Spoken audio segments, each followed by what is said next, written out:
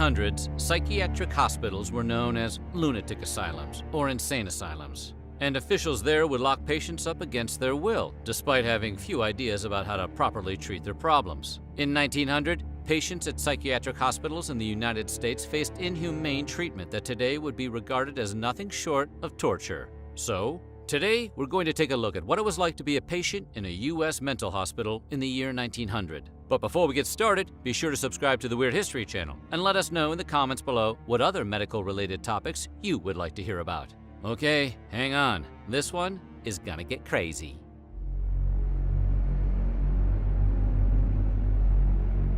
In the early days of psychiatric hospitals, not everyone chose to enter one of their own free will. In fact, up until the 1960s, the majority of patients in the U.S. mental health facilities were admitted involuntarily.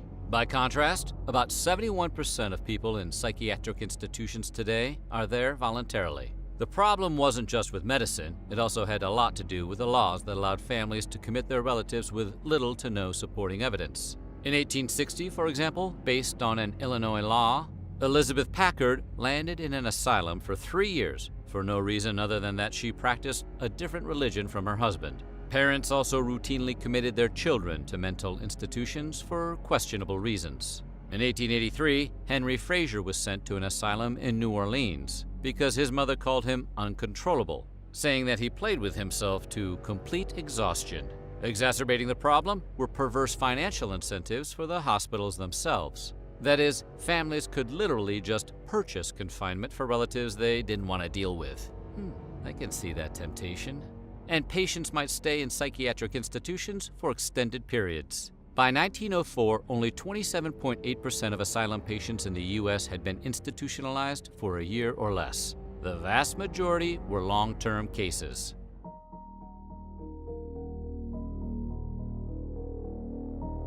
Given how awful the care was, some people with mental health issues tried to hide their condition to avoid being sent to an asylum. And it's hard to blame them. In 1887, journalist Nellie Bly agreed to go undercover in a mental asylum to record the conditions inside. She reported horrific treatment from doctors, including hair pulling and solitary confinement. Bly also decried the way patients were treated like prisoners.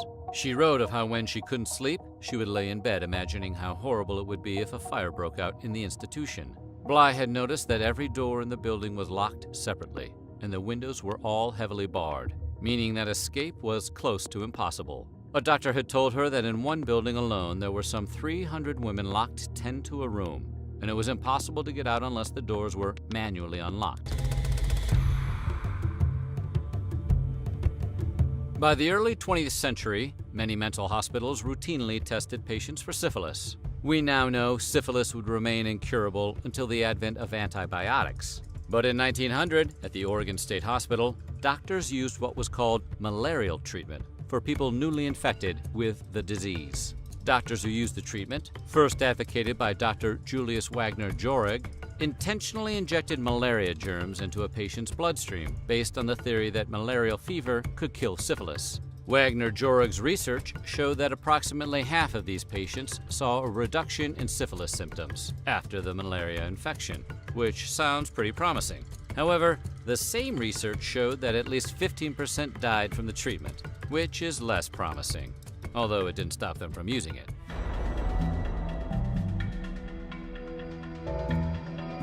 The earliest treatments for mental illness were, to put it mildly, absolutely brutal. In the early 19th century, asylums in England used a wheel to spin patients at high speed. Other treatments, still used at the end of the 19th century, included harnessing patients and swinging them, or branding a patient with hot irons in an attempt to bring them to their senses. You're probably thinking that eventual improvements in medical technology meant better treatment, but that was far from the case. It usually just meant new forms of torture. By the 1930s, doctors began to experiment with new, troubling methods of treating mental illness, which included lobotomies and electroshock therapy. Patients soon learned the only way to get out of the insane asylum was to fake it. "You do just what the doctor says if you want to get out of here," one patient said. Of course, while faking it might have gotten you out, it didn't cure you. The same patient we just quoted later died by their own hand. They didn't just treat adults, they also admitted children. Between 1854 and 1900, The Worcester County Asylum screened hundreds of children who were 16 or younger to determine whether they needed treatment. The asylum admitted nearly 200 children, recording their violent tendencies and risk of suicide. One study found a high death rate among the children, who rarely saw their families after being admitted. This isn't too surprising, given that doctors treated the children in the same way as their adult patients, making no allowances for their young age. Inside the mental hospital, patients slept in single rooms or dormitories. Nellie Bly described women sleeping 10 to a room, with locked doors and bars on the windows. And at the Oregon State Hospital, we know that sleeping rooms were 7 by 14 feet. The Morning Oregonian reported in 1883 that the hospital contained modern technology, including dumbwaiters that opened and closed as they traveled, to prevent patients from escaping. Ironically, late 19th century reforms had proposed treating mental illness with rest, beautiful buildings, and manicured grounds, resulting in majestic architecture on the outside of mental hospitals. It was all so nice, the facilities sometimes even attracted asylum tourists. However, despite the tranquil outsides, the conditions inside the hospital still reflected the idea that patients should be treated as prisoners. In 1900, the lousy treatment at psychiatric hospitals wasn't solely reserved for long-term residents. In fact, newly admitted patients were often immediately subjected to dehumanizing tests. At the Oregon State Hospital, for example, patients had to empty their pockets and strip for a bath. After a medical examination, patients underwent blood and syphilis tests. Finally, they might be shown to a room with bars on the windows and left alone. Women's institutions sometimes used different procedures. According to Nellie Bly, her examination to fully determine if she was mentally ill included a physical assessment, where a doctor accused her of taking drugs. You'd think a top priority for a psychiatric facility would be to make sure everyone could easily tell the difference between doctors and patients, but that wasn't always the case. At the Oregon State Hospital, at least, the standard white outfits could actually be confusing. According to one patient, neither patients nor staff wore uniforms. The first person this patient saw was a man in a white apron. He thought that person was an attendant, and he asked him a question. But later he learned that that man in the apron was also a patient, and the two were in the same ward. Awkward. During his involuntary commitment, the patient found himself perpetually confused, eventually concluding, usually the attendants are a little better dressed than the patients.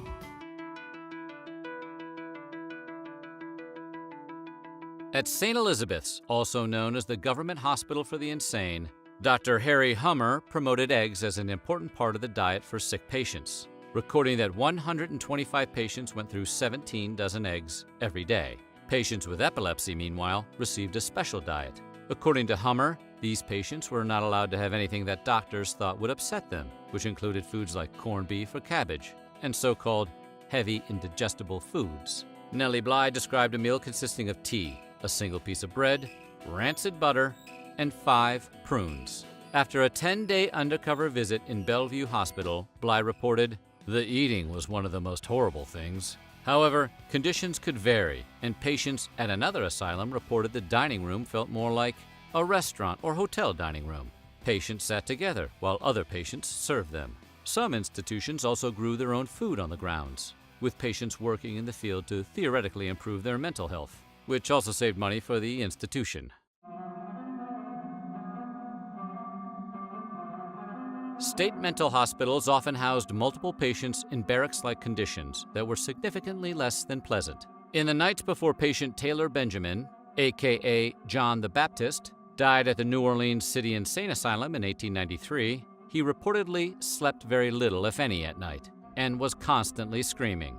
One patient at the Oregon State Hospital also reported a complete lack of privacy. When he was resting in his room on his first day, another patient wandered in to tuck in the sheets. He was followed by 2 other patients who simply stared at the new arrival without talking. Room service. Bellevue Hospital in New York featured similar conditions. Nellie Bly reported about a crying woman who begged for death nearly the entire night. Another woman repeatedly yelled, "Murder." That's a tough environment to work on your mental health. The effort was successful, and by the 1870s, most states had built at least one asylum, using tax dollars to treat those labeled insane.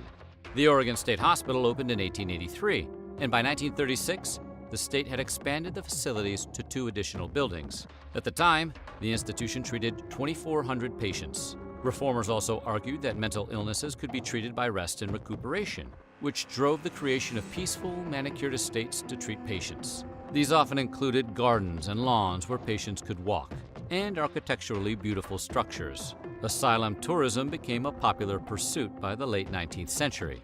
Guidebooks even recommended visits to asylums, including the Bloomingdale Asylum for the Insane, which, according to one guide, had one of the most extensive and beautiful views of any in the vicinity of the city.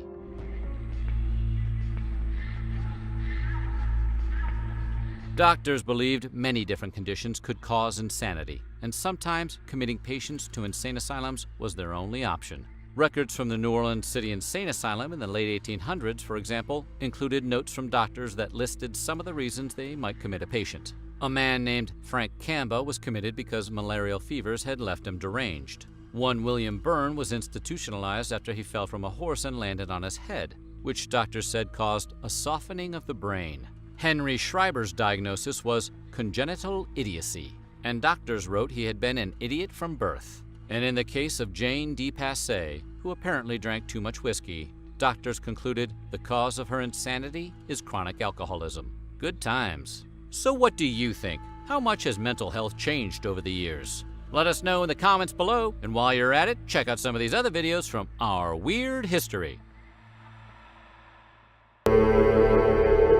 These are the men and women who ran Auschwitz, a hell on earth, the most notorious death camp the world has ever known. The photographs were taken at a nearby resort in the summer of 1944, when the slaughter was at its height. This was the summer that confirmed Auschwitz's place in the annals of evil. You know, you look at these pictures, they look almost like normal people. They're devils. There's something in human flesh, because how you could sit there and know what's happening to people there and enjoy.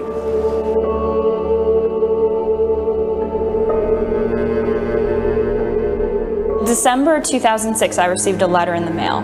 This gentleman, who requested to remain anonymous, wrote to the museum and said that he had World War II era photographs in his possession that he thought we might be interested in.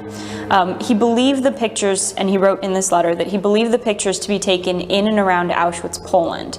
I was quite doubtful of this, actually, because very few people actually have photographs of Auschwitz. As ever, I requested more information from him, and he said, can I just send you the album that I have? And I said, sure.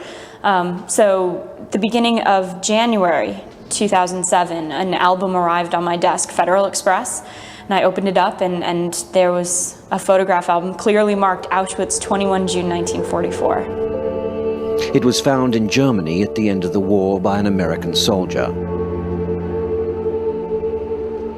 The album belonged to Karl Hooker, adjutant to the commander of Auschwitz. There were no sing-alongs in Regina's world, only a deep, dark abyss from which you thought she'd never emerge. Just how dark that abyss was can be seen in the only other Auschwitz album known to exist. The Lily Jacob album was named after the woman who discovered the photographs, including this one of her younger brothers, murdered a short time later. It's really impossible to look at one without really looking at the other. And this is what was actually going on in Auschwitz. This is the reality of the situation, not this world of fun. In a remarkable coincidence, the photographs in both albums were taken at the same time.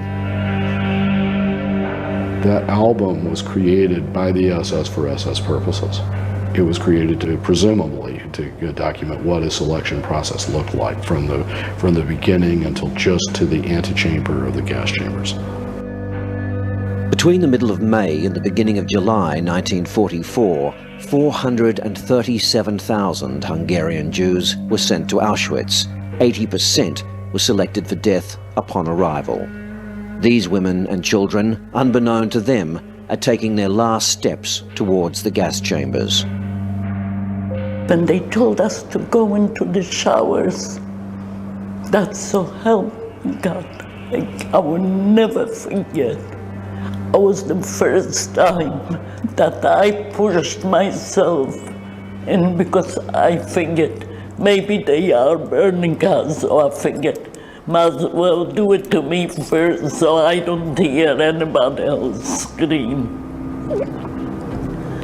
And of course, I came out wet, minus my hair. And of course, that's when they put my number on. But that was Auschwitz for me.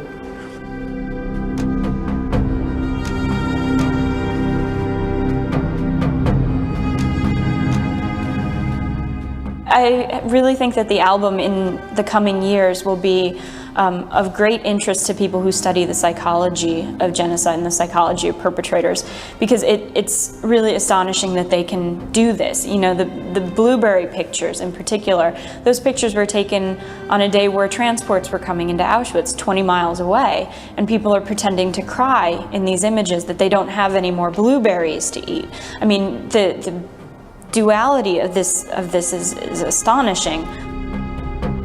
So I think the album also raises questions of bystander. You know, are these girls as guilty as the people putting the Zyklon B in the gas chamber? I mean, they're at Auschwitz, they know what's going on. Where does guilt fall? The images seared into Regina's mind are of the family, friends and neighbours these men sent to their deaths. I could see their haunted faces, and you know, it's a funny thing, when they took him away, they didn't beg them for mercy because they knew there was no mercy. But they turned around to us when we were still standing on the Sabbath. Please remember us. Remember us. Because nobody likes to go into oblivion, not to be remembered.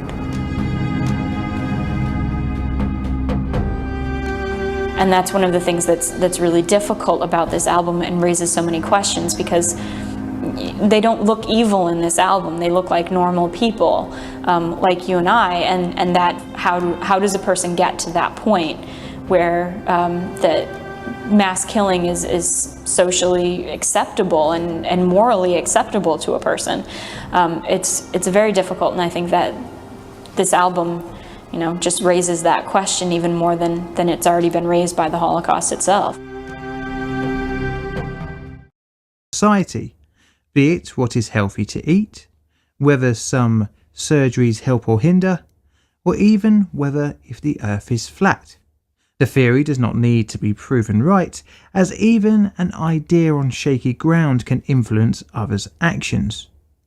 One such theory would probably have one of the largest effects on the 20th century, as it would be used as a disgusting excuse for some of the world's worst atrocities.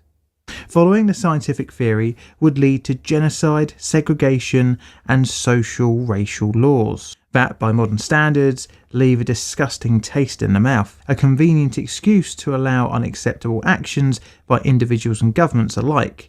And even in contemporary times, the subject filters its way into modern-day society. It has mostly been used as an open door for misuse, scientific racism and tyranny. Today we're looking at one of the most dangerous scientific ideas, especially when used to prove prejudice and be used as an excuse for callousness. The theory is of eugenics, and its long-reaching effects in the 19th and 20th century. As such, I'm going to rate this subject here 9 on my ethical scale. Welcome to the dark side of science.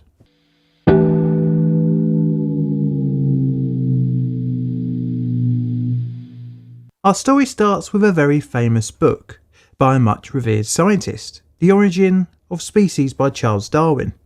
The work was released in 1859 and is widely regarded as the foundation of evolutionary biology. The new field of research would over the next few decades split into many different disciplines as evolution became more widely accepted. Many scientists looked to develop Darwin's ideas. One such person was one of his own cousins, Francis Galton. Galton was fascinated by his cousin's work and sought out to research variation in human development.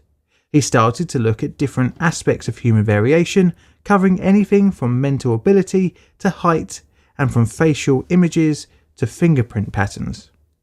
Galton combined Darwin's theory of evolution with a concept of heredity to develop his new idea. The concept of genes came from Gregor Mendel's when, in 1865, the basic laws of heredity were discovered. His experiments with peas showed that each physical trait was the result of a combination of two units and could be passed from one generation to another.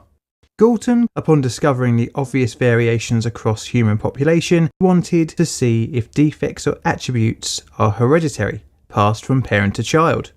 For this work, a monumental amount of data was needed to be able to correlate any characteristic within individuals. This would lead to his 1869 book, Hereditary Genius, an inquiry into its laws and consequences. During the research for the book, Galton looked into who he described as successful men in a given profession. He surmised that their sons were more likely to achieve such eminence themselves than if they were not closely related to eminent individuals.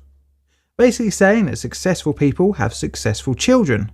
From this, Galton theorised that it was evidence for genetic transmission of human intelligence. During his research for the book, he showed that the numbers of eminent relatives dropped off when going from first degree to the second degree relatives, and from second degree to the third. The book gained praise from his peers, including his cousin Darwin. But the work had limited appeal outside of the scientific community.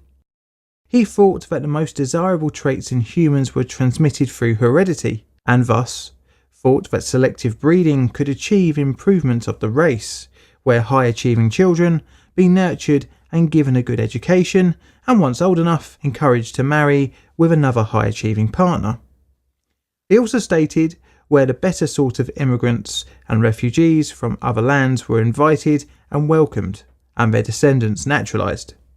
As for the lower achieving people, he stated that less desirable people could find a welcome and refuge in celibate monasteries or sisterhoods. This would become a theme for later eugenicists. Next, Galton looked into finding out if his theory of nature over nurture was true, and to do so, he envisioned studying twins that had been separated at birth. As if raised in different families with different social and economic backgrounds, would this affect the intelligence of each sibling?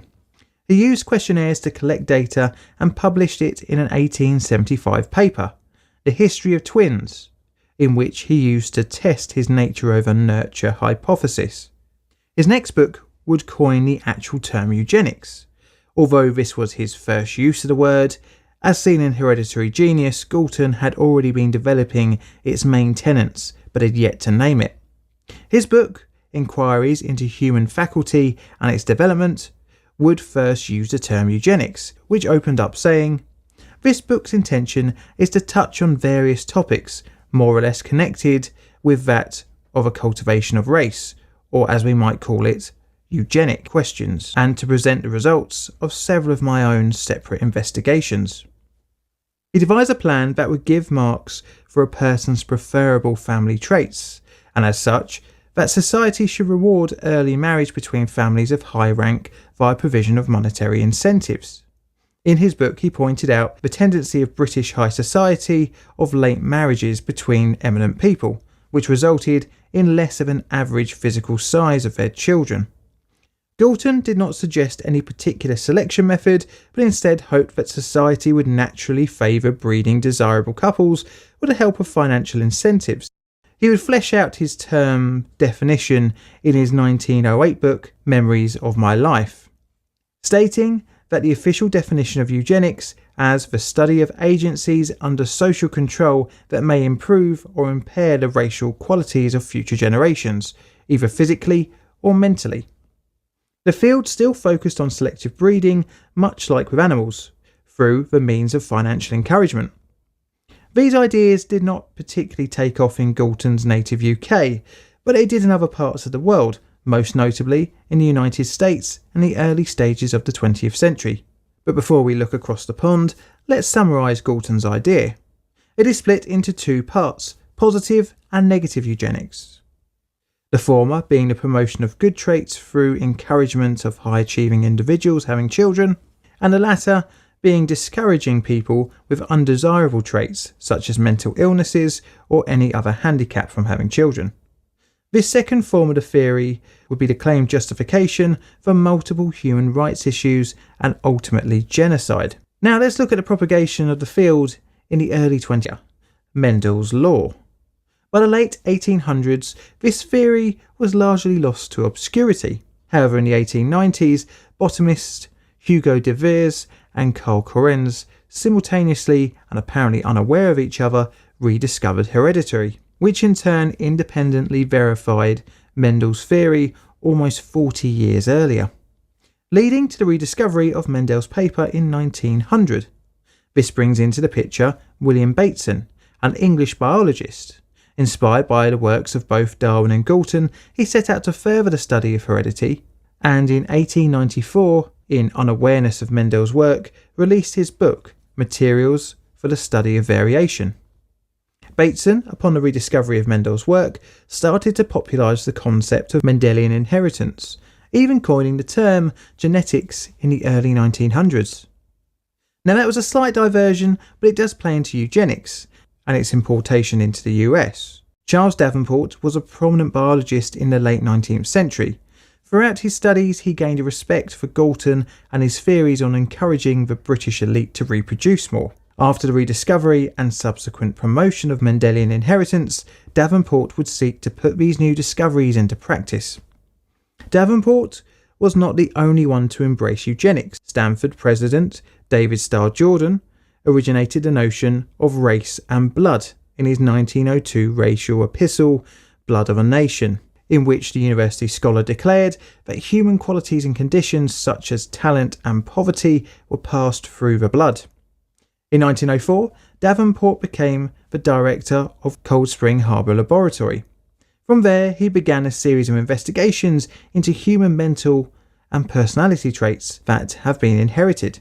6 years after working at Spring Harbor, Davenport started the Eugenics Record Office, a research institute that collected biological and social information about the American population, serving as a centre for eugenics and human hereditary research. What was dark about the ERO was that family pedigrees were recorded, and it provided training for eugenics field workers who were sent to analyse individuals in various institutions, such as mental hospitals and orphanage institutions across the United States, essentially making a list of who the ERO deemed should be allowed to have children, and conversely, who should not be allowed to have children.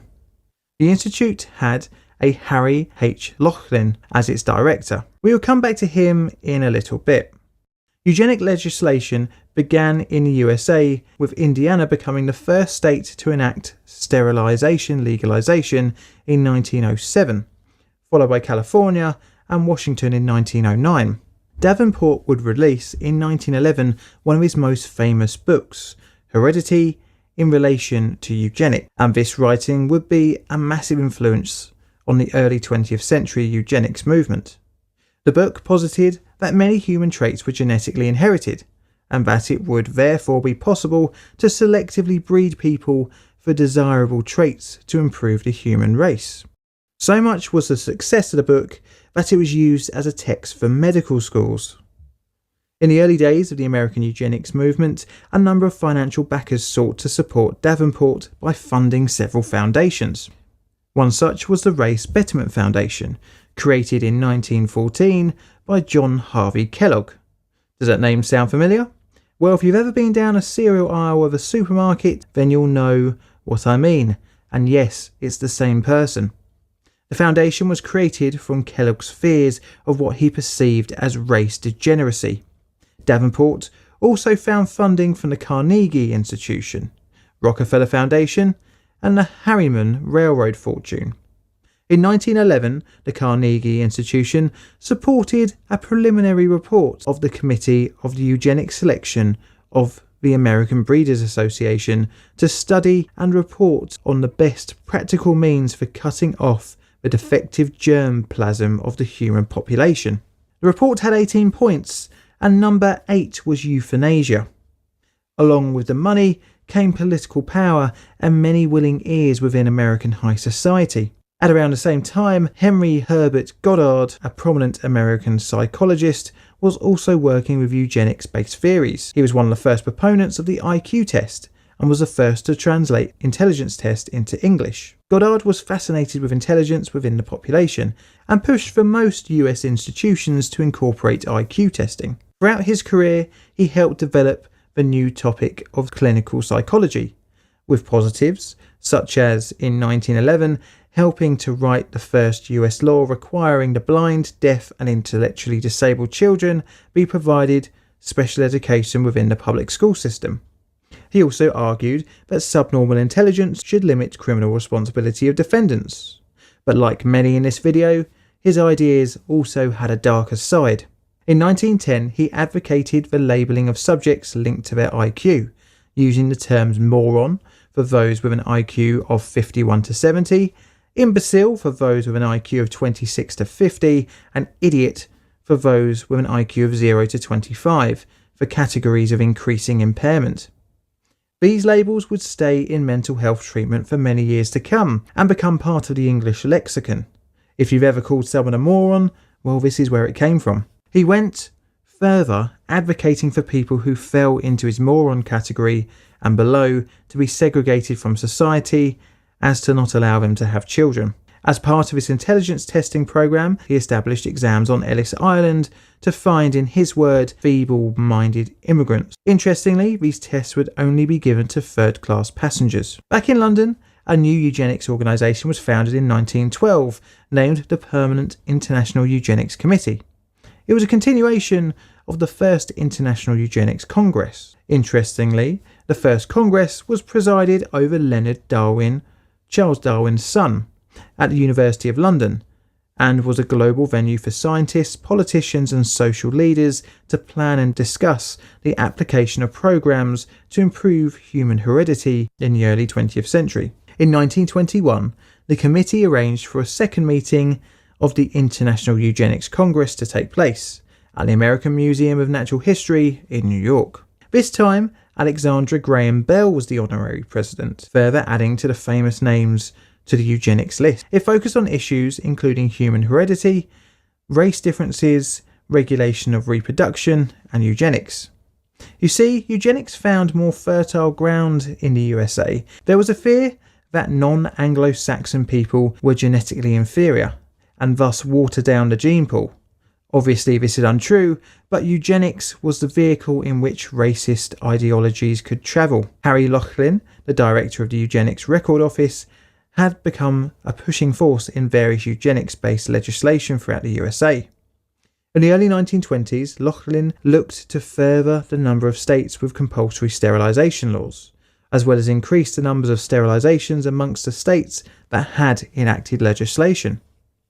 In Laughlin's mind, the current laws were poorly written, allowing states to employ sterilisation with less vigour than he would have liked. In a way to improve this stumbling block, Laughlin drafted a model eugenic sterilisation law to help things along better, which was published in his 1922 book, Eugenical Sterilisation in the United States. Although I won't read out the full model here, Laughlin included the following conditions that should result in compulsory sterilisation: the feeble-minded, the insane, criminals, epileptics, alcoholics, blind persons, deaf persons, deformed persons, and indigent persons. By the 1960s, Laughlin's model was responsible for 64,000 individuals being forcibly sterilised under eugenic legislation in the United States. The law will be used as the basis for the law of the prevention of hereditary diseased offspring, the 1933 Nazi legislation that would ultimately result in 400,000 people being sterilised against their will. But Laughlin's exploits didn't just end with sterilisation laws. He was also used for extensive statistical testimony to the United States Congress in support of the Johnson-Reed Immigration Act of 1924. This law limited immigration to the United States from Asia and set quotas on the number of immigrants from the Eastern Hemisphere.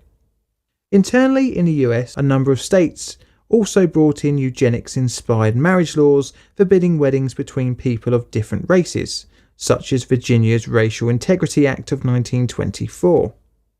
After the 1921 Eugenics Congress, the Permanent International Eugenics Committee was retitled in 1925 to International Federation of Eugenics Organizations, bringing in future Nazi Eugen Fischer. And this is where our story takes a turn into scientific racism.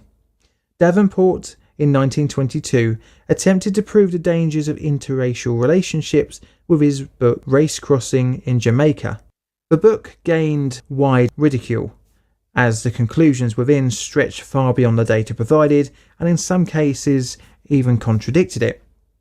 The eugenics movement in the US would peak in the 1930s with policies of both positive and negative eugenic implementations, with fitter families contests awarding medals to eugenically sound families, more states implementing sterilisation laws, and ever popular eugenic advertisements being commonplace. A disproportionately higher number of women of African and Native American backgrounds were forcibly sterilised under the laws written with Lauchlin's model. Scarily, who was seen as genetically inferior was down to the flawed and racist thinking that non-whites had a higher chance of bearing children with mental and physical defects. Women in general were targeted with more of these laws, resulting in roughly 61% of all eugenic sterilizations being performed on women. So much so was the influence of the US eugenics movement that the methods for eugenics-based discrimination would be imported back to Europe, and a new hateful political ideology building up in Germany, and scientists as a legitimate study. The eugenics programs followed very closely the lead of the US, and once the Nazis got into power in 1933, the discrimination went into overtime. German eugenics was split between two types of thinking. The more moderate Wilhelm Schallmayer, who rejected the race element in the field, but his version of the study would be by the 1930s be drowned out by Alfred Polet and his more racist view of eugenics. He was a proponent of the cruel racial hygiene movement, which he published in his 1895 book, Racial Hygiene Basics. In 1933, he was put on to the Expert Advisory Committee for Population and Racial Policy. This was tasked to advise the Nazi Party on how to best implement eugenic and racial hygiene policies. And this brings us back to Lauchlin's model of compulsory sterilisation and its implementation in the law for the prevention of hereditarily diseased offspring. This would put alleged cases of hereditary illness up in front of a genetic health court. Hitler, in private, expressed his interest in pushing the program towards euthanasia, but stopped short of implementing it during peacetime. But as Germany started rearming and setting its sights on war, the policy would be brought in. In 1939, a trial case of euthanasia was used in the murder of 5-month-old Gerhard Kirchmer, who was blind as well as having physical and developmental difficulties. The murder was undertaken by Karl Bandt, one of Hitler's personal physicians. 3 weeks after Gerhard's murder, the Reich Committee for the Scientific Registering of Heredity and Congenital Illnesses was created to register sick or newborns identified as defective. In October 1939, Adolf Hitler signed the Euthanasia Note, backdated to the 1st of September 1939, which authorised his physician Karl Bandt and Reichssteller Bühler to begin the euthanasia program, which post-war would be called Action T4. Germany had taken negative eugenics to a whole new level, seeing Darwinism as justification for the demand for beneficial genes and the eradication of the harmful ones. A number of physicians were authorised to decide which patients under their care would be deemed incurably sick, and then euthanise the victim. The list of conditions acceptable for murder included, but wasn't limited to, schizophrenia, epilepsy, Huntington's chorea, advanced syphilis, senile dementia, paralysis, and terminal neurological conditions generally. Between 1939 and the fall of the Nazi regime in 1945, an estimated 300,000 people were murdered throughout Germany, occupied Poland, Austria, and the Protectorate of Bohemia and Moravia. This number included infant children, women, and men.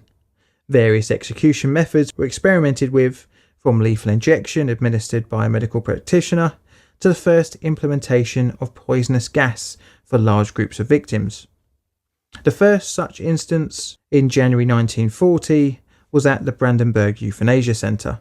So much so were the Nazis impressed with the use of gas in the extermination activities during the Action T4 programme that it was expanded to an industrial scale for the Holocaust. As the war in Europe ended with Allied victory, the realities of the eugenics-based racial and social discrimination became public knowledge in the US and UK. The Doctors' Nuremberg trials and the euthanasia trials highlighted the terrifying outcome of eugenic ideas, and thus the field fell out of favour.